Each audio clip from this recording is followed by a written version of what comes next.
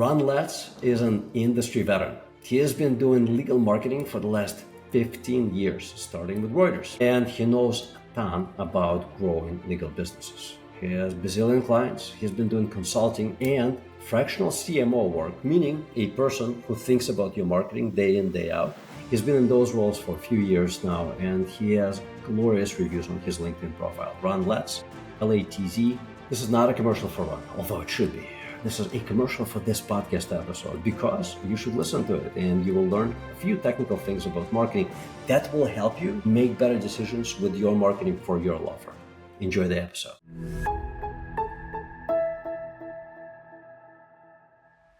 Hi there. I have a small but really meaningful favor to ask you. I watch at the stats on our YouTube channel and Spotify channel, wherever most people listen and watch our podcast. And I see that over 80% of everybody who listens to it regularly is not a subscriber.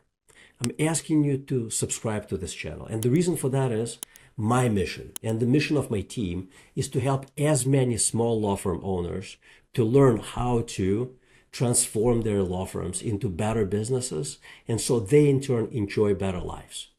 When you hit subscribe button, you tell these platforms that this is content worth listening, worth viewing, and they in turn will show it to many other small law firm owners and hopefully help me fulfill our mission of helping them create a better business and enjoy better lives. So would you please do me this favor? It would mean the world to me. And hit the subscribe button. And my promise to you is that I will continue to work hard at creating good content with practical ideas that help you and your teams grow better law firms. Thank you. Welcome to another episode of Grow Law Podcast. I have a great guest with me here today, Ron Latz of LegalFenix. Despite his youthful looks, he has been around legal marketing for 15 years, give or take. I think you started with FindLaw back in 2011-ish. Is that right? Correct.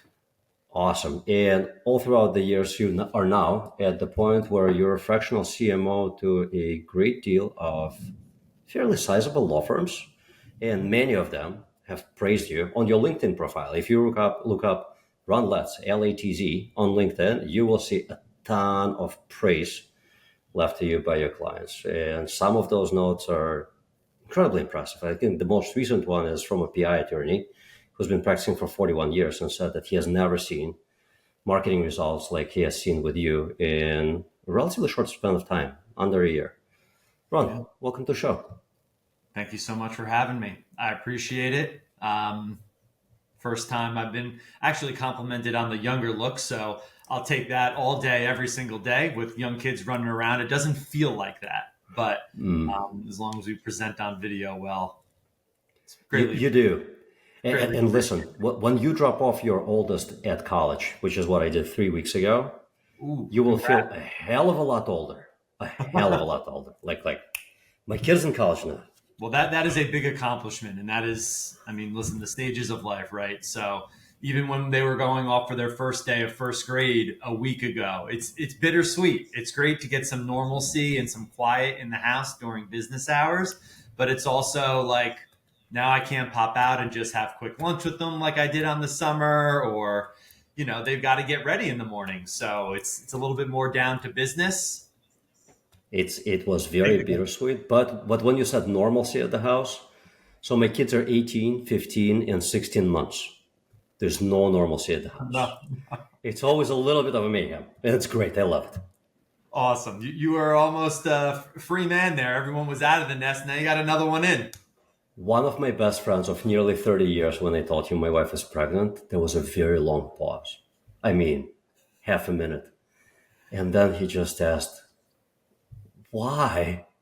You were almost home free. Like, why would you do that? I was like, because we wanted to. Yeah, you wanted to. Well, listen, I have twins, and that was one of the reasons why we didn't go for the third, because we were very nervous about having also the third and the fourth. So congratulations nonetheless. They're all great milestones, and wish him nothing but the best as he ventures out into this real world. Thank you so much. And speaking of milestones, LegalFenix is a fairly new brand. You started about a year and a half ago. Why? What journey led you up to the point where you decided to start LegalFenix, and what problems does it solve? And I'm not trying to make it sound like a commercial for LegalFenix, but I read all those reviews. You really know this stuff. This could be very, very helpful to law firm owners who are pondering upon the question of like, why isn't my marketing not working the way that it did maybe a year or two ago? Or why is it not working as well as my competitors? Or so many whys that people are wondering about when it comes to marketing. Sure. So there's a couple things here. One is I just rebranded and relaunched the company in Mm, 2024. The initial version of it I had incorporated about 8.5 years ago, where it was much more of a side hustle and project where I was working with clients that I've developed relationships with since, dating back to my Reuters days, right? Offering consulting and advisory services. And after leaving Reuters and going out on my own, and then also helping rebuild a smaller boutique legal marketing shop. And I'm sure that you can have an appreciation for this. A lot of times, Sasha, we find the law firm pointing the finger at the agency for some sort of wrongdoing or why the marketing isn't working, as well as the reverse, whereas the agency might point the finger back at the law firm, rightfully or wrongfully so, but many times it could be related to service delivery, answer rates, like gaps or holes in the intake process. Regardless of what it was, I really wanted to put myself in a position where I could mediate amongst both sides because I do think that ultimately the goal is mutual success. So if I could help translate and articulate what the agency was doing, why they were doing it, when they were doing it, the reasons behind how they were doing it, why it mattered to the law firm, so that they can just kind of get out of their own way and let the agency do what they do best so that they can spend their time practicing law and running their businesses, and then also create a feedback loop for the agency where I can tell them this is what's working, what's not working, how many qualified or wanted leads we have, or this is what it looks like from a signups perspective. That's the feedback and the information that helps guide better, more strategic decisions for agencies. So when I sit in the middle there and essentially ensure that there's an accountability structure on both sides, we've just found that our offering is a product and a service that law firms can rely upon to try to get them into marketing that's actually going to work based off of the goals and objectives that they have, not someone else. got it. There are so many challenges with marketing, and I find that most law firms that do end up hiring a marketing director or having a fractional CMO, for most law firms, having a full-time CMO may be a little bit of an overkill in terms of add on to the payroll roster, right? So fractional CMO will do for most law firms. But I find that usually those hires happen many, many, many, many, many years into existence of the law firm. I think it should be one of the first hires, but it's usually very late in the game. Why do you think that is? Well, everyone's situation is going to be unique and different. And to your point, that every single firm isn't necessarily ready or at that maturation phase of their just journey of a business is ready for a CMO or a C-level marketing executive. It's the exact reason why we offer a consulting and advisory service in addition to our fractional, because some just need some guidance. They want to ensure that their investments are protected.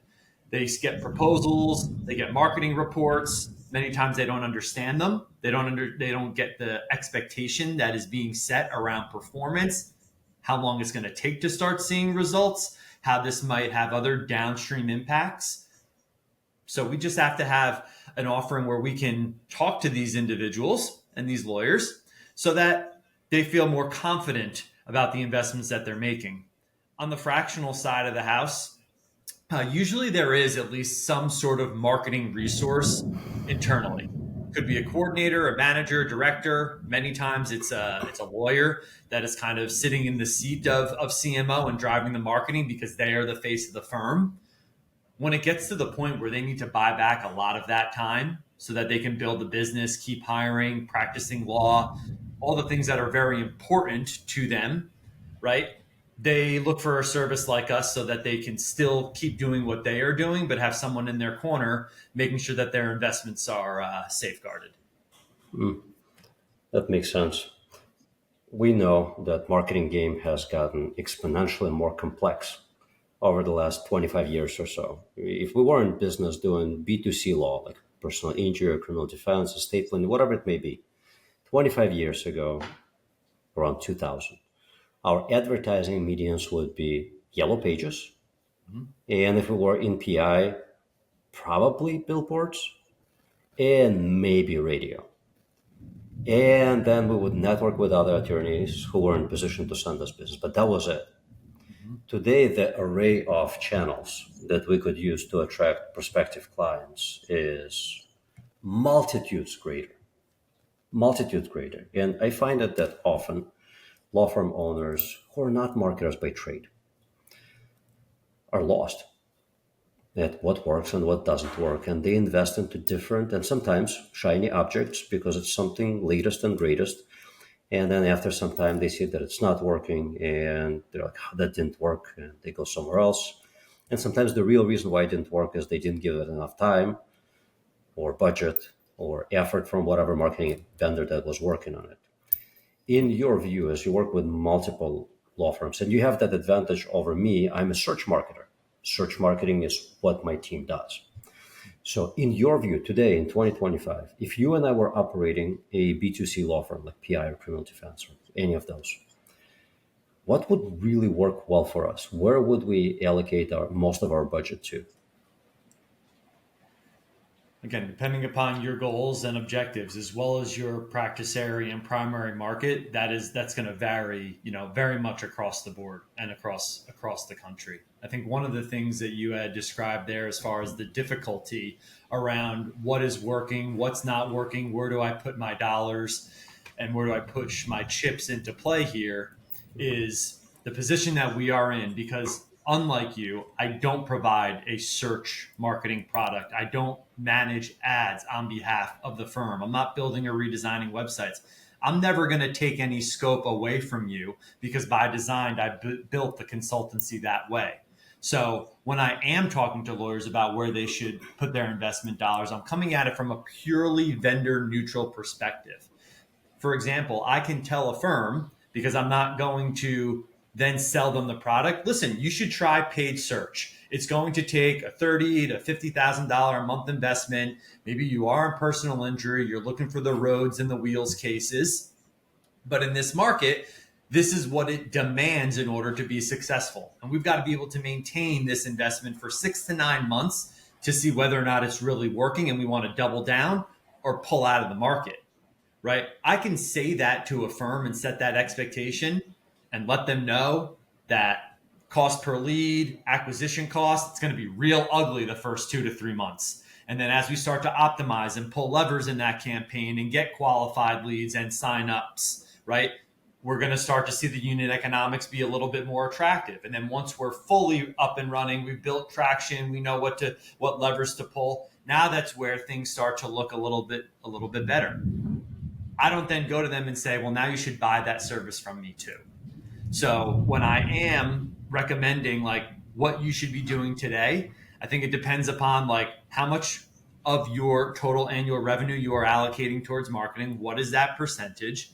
And if you've got more money than time, you're probably going to be putting those dollars into a lot more marketing channels, depending upon the competitive landscape. And if you've got more time than money, you're probably going to be doing more grassroots sales, business development, networking types of approaches so that you can drive more referrals, because you don't have the dollars to play in the ads or the LSA market, or maybe it's a heavy hitting SEO landscape and you just don't have the funds in order to compete or to start seeing results in the amount of time that are going to satisfy your needs.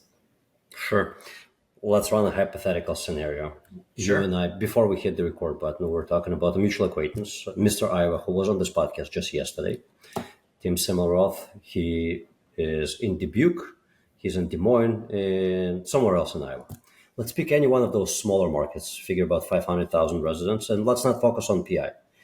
So much PI talk. Let's focus on family law. In those smaller markets, divorce rate maybe 30-40%. So 30-40% of the market at one point or another will be a client to either our law firm or one of our competitors. What do we do today in 2025 to attract them? Well, in those markets, right, depending upon like the digital landscape, I would be looking at how many other family and divorce lawyers are in these towns and what is their Google business profile, star rating, and review count to see if there is an opportunity to try to pick up some qualified leads, through the LSA channel. If they are performing well organically and locally, right, and they want to expand and consider something like paid search, they've just got to balance what that investment is going to be and look at what their first initial retainer is to see whether or not like X or Y amount of cases is going to produce a return that they are satisfied with.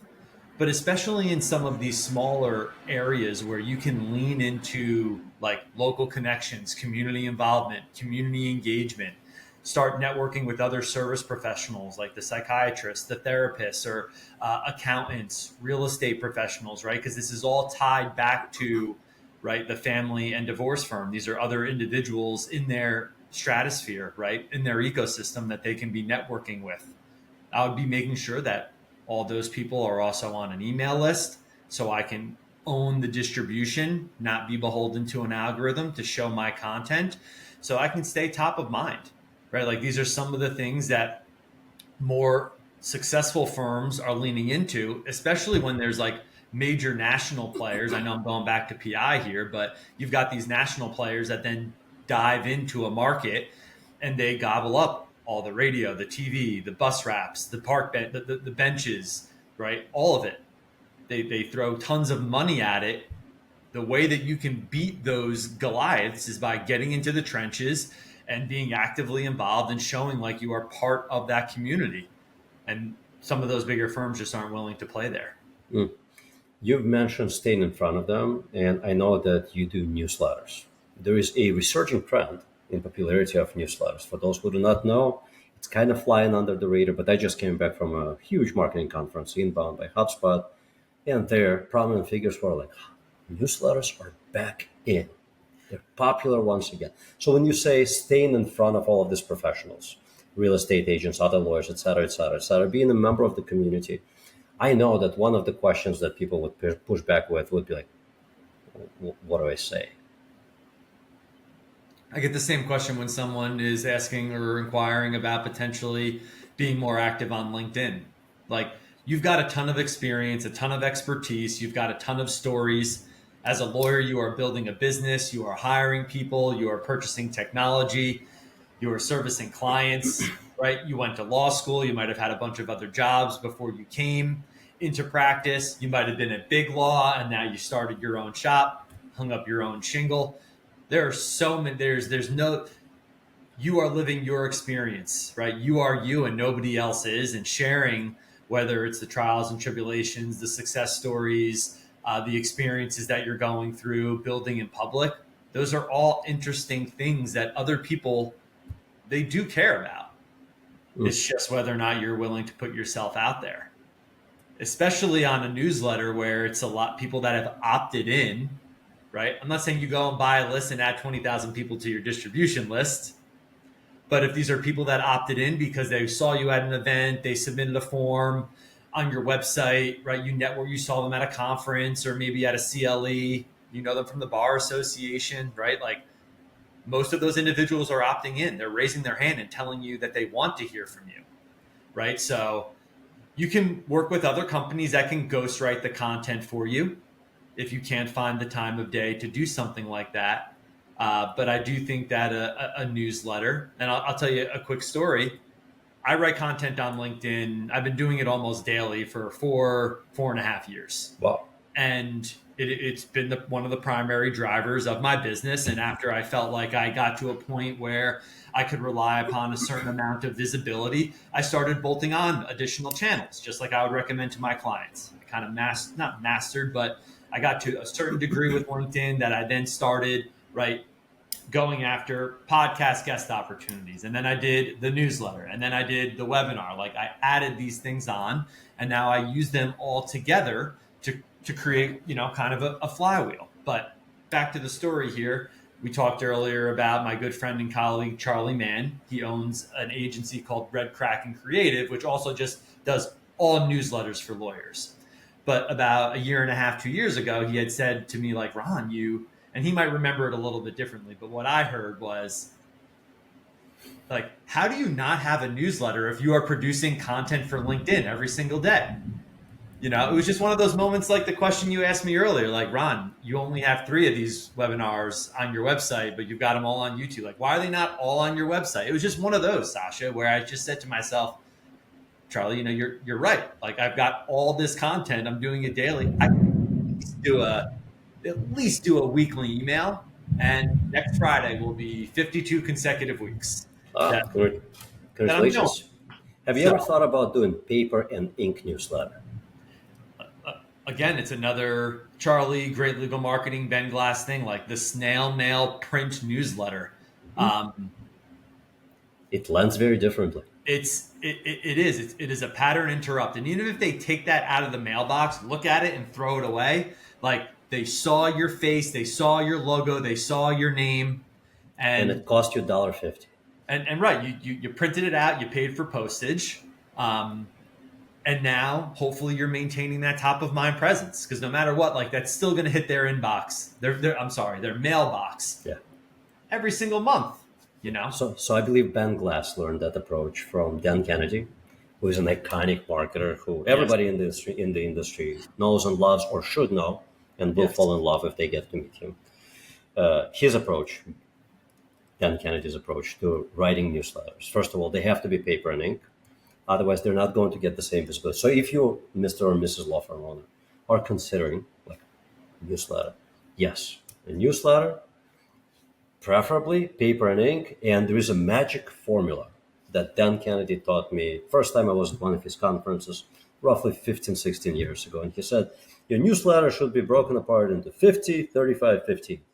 50% PBS, educational content. 35% Comedy Central, entertaining content. 15% QVC, this is where you sell your shit.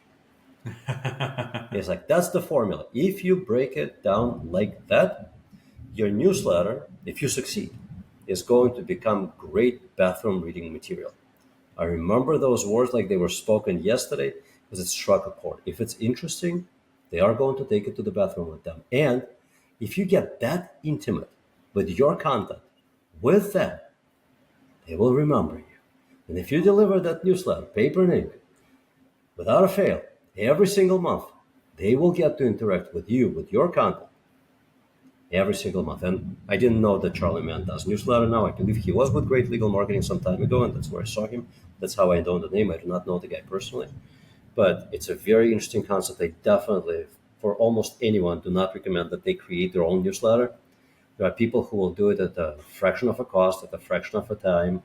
It will look a hell of a lot more professional, and it will not be another item on your never, ever, ever ending to-do list. Now, switching from paper and ink, I want to get your take on the latest and greatest, which is AI search. What are you seeing there? And when I say AI search, for those of you who are hearing this and not sure because you have heard a million different things about AI, not sure exactly what that means. It means I am in Des Moines, Iowa. I need a divorce lawyer. And instead of going to Google or calling a friend or texting a friend, I will go to ChatGPT or Google's Gemini or Perplexity and be like, who's the best lawyer near me? Real quick before we jump into AI, to finish off that newsletter note, I would highly recommend as a resource, since it's lawyers that are mostly listening to this, is there is a fractional GC attorney, Jonathan Hawkins. He's in Atlanta. He's got a newsletter called the One Drop, very similar to the setup that you had described earlier, but very educational. There's, not like salesy selling within it. It's print, right? Good card stock, but it's for lawyers. That is something that I think is a really valuable resource and a great example of some of the things that you might be able to do and apply to your own practice. I go check it out. You can find him on LinkedIn. He's posting content almost daily. Yeah, and I think his slogan is like lawyer for lawyers or something. He's a business lawyer for law firm owners or lawyers. Firm owners, yeah. And his founding partner podcast is the podcast. Just a lot of good conversations and content for other attorneys to consume. But as far as AI generated content and the AIOs or AI mode, the large language models, I think for the most part, we are finding that sound best practices for SEO um, is what is producing a lot of the results that we see in the prompt outputs.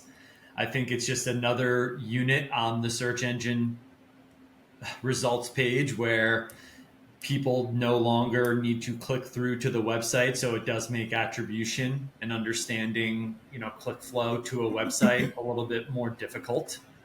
Hmm. I think that it's going to have to improve from a local signals perspective because right now, local map pack, Google Business Profile, other directories, like a Yelp or even more local community driven through Facebook groups and things like that, or is where you get a lot of your hyper local content.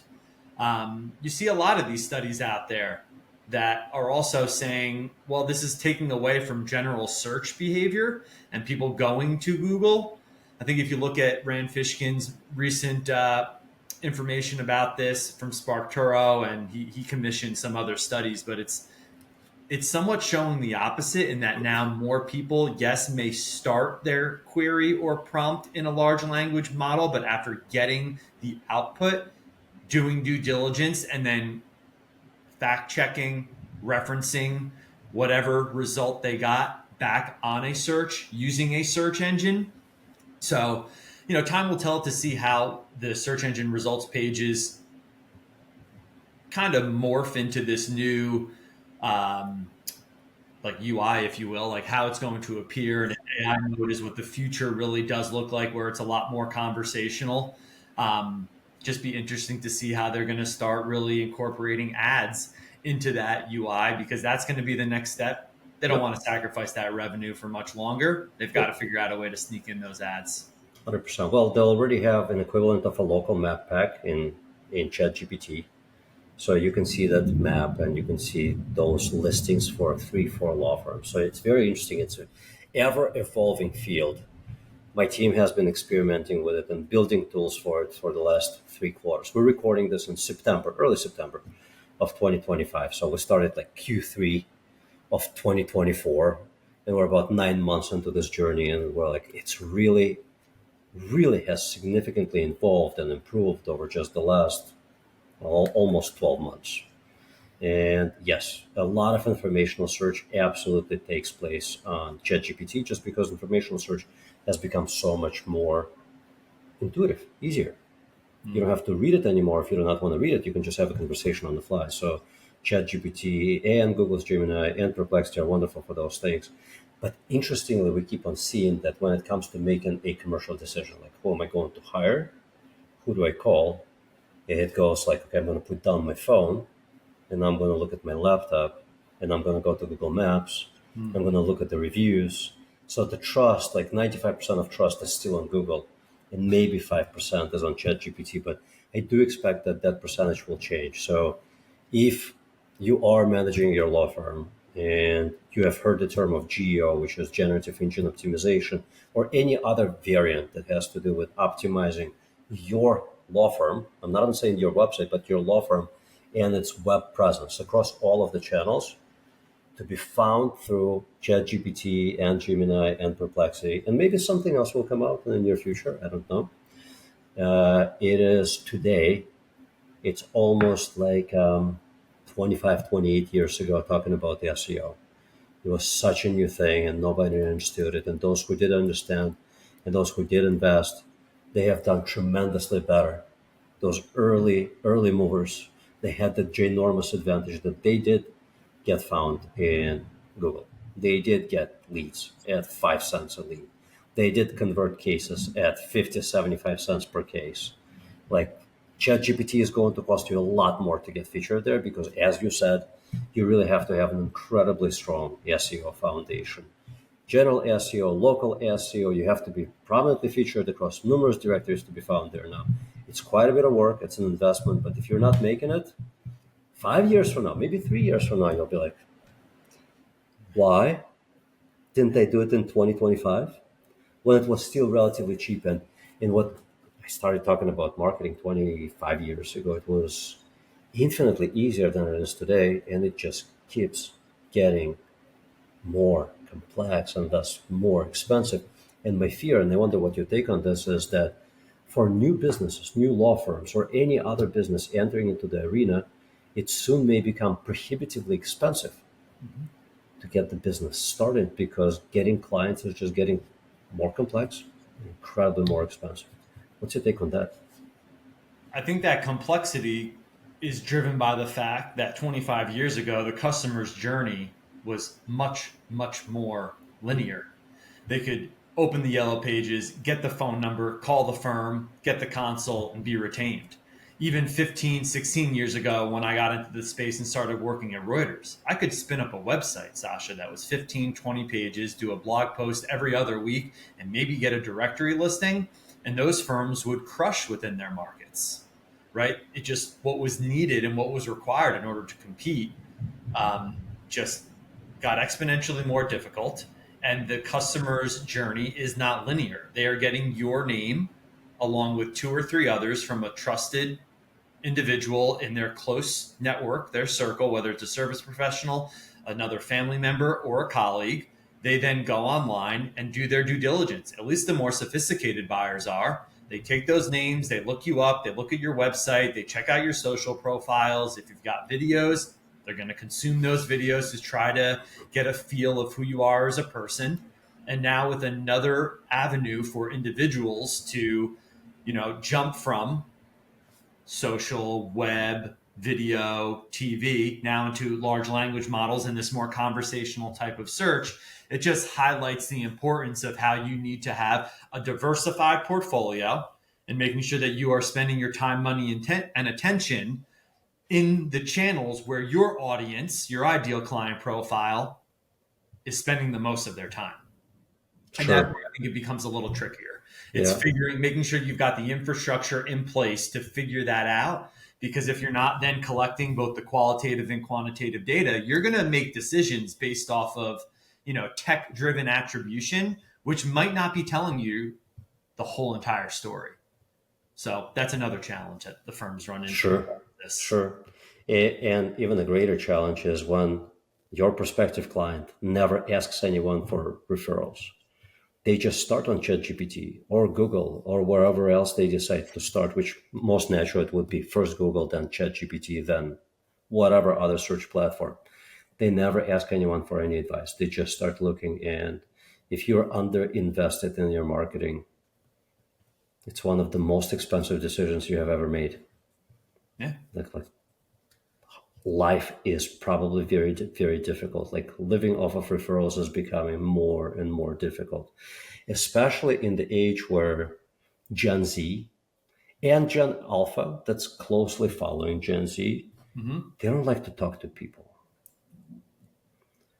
And millennials are now in their early 40s. And just not that long ago, we thought of millennials as kids, like college kids, right? I'm Generation X. To me, millennials were like youngsters, right? But they're not youngsters, they're parents now, right? And they're making a very high percentage of the decisions in the economy now, right? That Gen Z is catching up. They're kids right now. Well, they're not kids anymore, right? So a lot of them are in their late teens now. So, or maybe even a little older, maybe early 20s. So Mm-hmm. soon they will be hiring their first attorney to do that real estate transaction or to get them off of DUI charge or Mm-hmm. to draft that prenup agreement or in a few years to do that divorce or whatever else it may be. And they're just not going to call anyone. They're only going to look at their phone. And they will not even, like I have a 15-year-old. He doesn't want to talk to the phone. He does everything by doing this. He just types away. So whenever he does any kind of search, it's like no words spoken. And he is a really social guy, not an introvert, like the exact opposite of introvert, extreme extrovert. Doesn't talk to the phone, never calls anyone ever unless he needs something now from mom.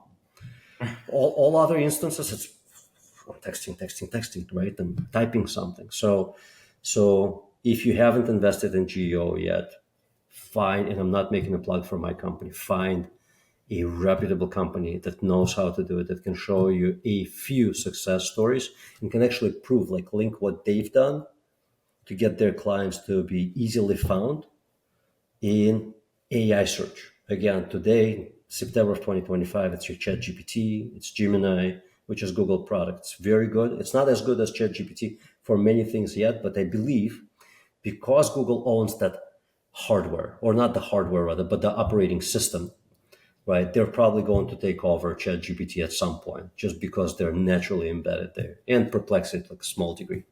So I think you really need to start investing there, because in a few years it will be infinitely more laborious and infinitely more expensive to get into that space.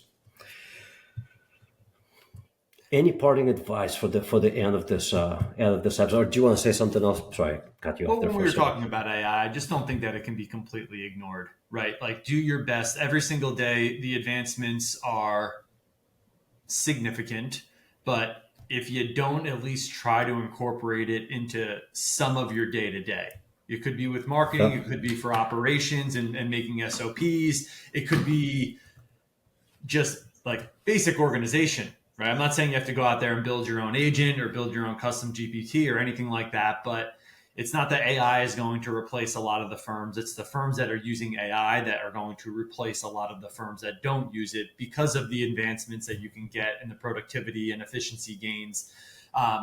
And we didn't even get into a lot of like the legal technology and how AI is really getting folded into a lot of the matter management systems, the CRMs. Like, they are everything. doing things to make things life a lot easier.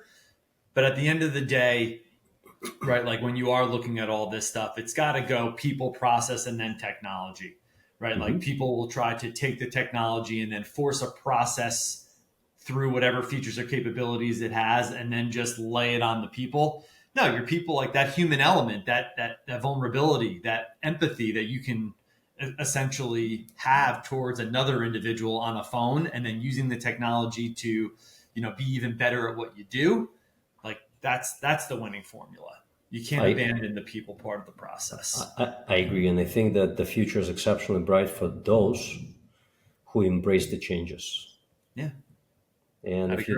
if you don't, the future is in the professional world is probably not that bright. I'll be amiss if I didn't mention that my team has built, and we recently released it, an AI grader. And I'll show it to you after we wrap up the podcast. AI grader, you just type in the name of your law firm. It will show you how you rank in ChatGPT and Gemini and Perplexity today for all of the relevant keywords, and how you stack up against competition, and give you a list of recommendations. It's a completely free system. It takes 2 to 4 minutes to run.